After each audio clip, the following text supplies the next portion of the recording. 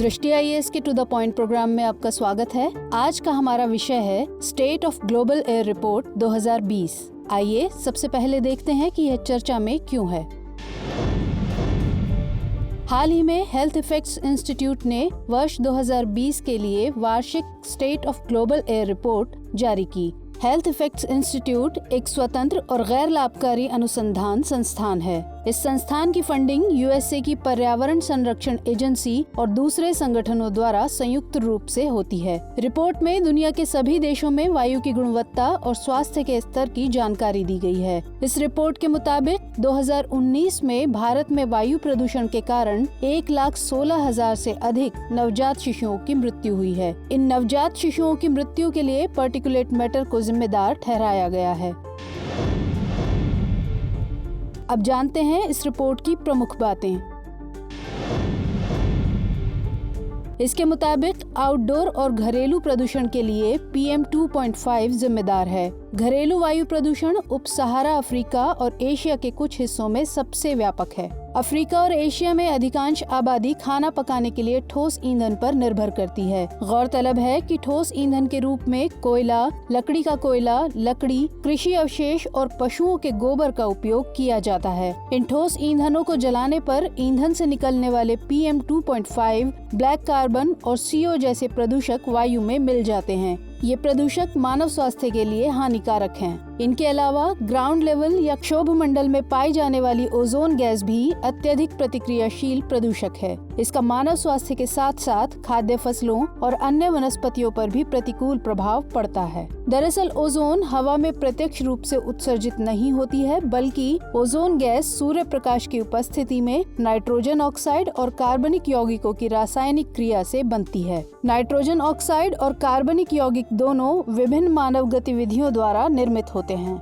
Nitrogen oxide gas motor वाहनों, बिजली संयंत्रों, औद्योगिक बॉयलरों, घरेलू हीटिंग सिस्टम और जीवाश्म ईंधन जैसे कोयला, तेल और गैस के जलने से उत्सर्जित होती है। कार्बनिक यौगिक भी मोटर वाहनों और साथ ही तेल और गैस के प्रसंस्करण और अन्य औद्योगिक गतिविधियों द्वारा उत्सर्जित होते हैं। अध्ययन के अनुसार ओजोन की मात्रा में भी वृद्धि हुई है। यह वृद्धि ओजोन बनाने वाले रसायनों के बढ़ते उत्सर्जन के कारण हुई है। इसके कारण वैश्विक और स्थानीय तापमान में भी वृद्धि हो रही है। आपको बता दें कि ओजोन भी एक ग्रीन हाउस गैस है जो ग्लोबल वार्मिंग और जलवायु परिवर्तन के लिए जिम्मेदार है।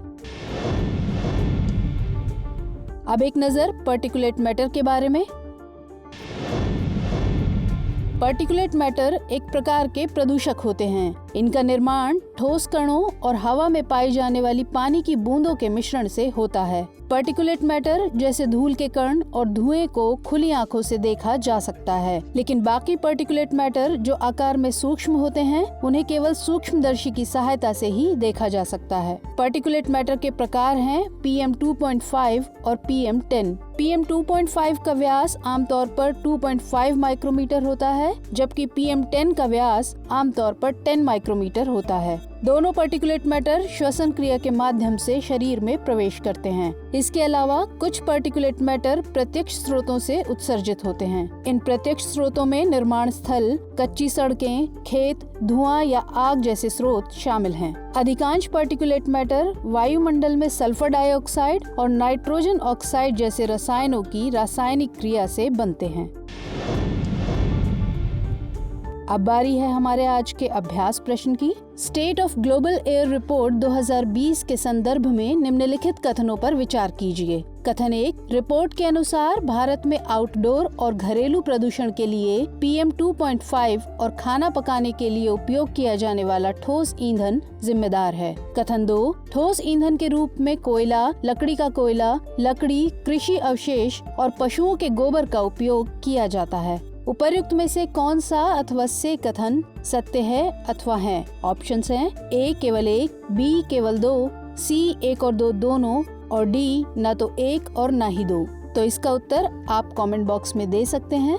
मिलते हैं अपने अगले प्रोग्राम में, तब तक के लिए धन्यवाद।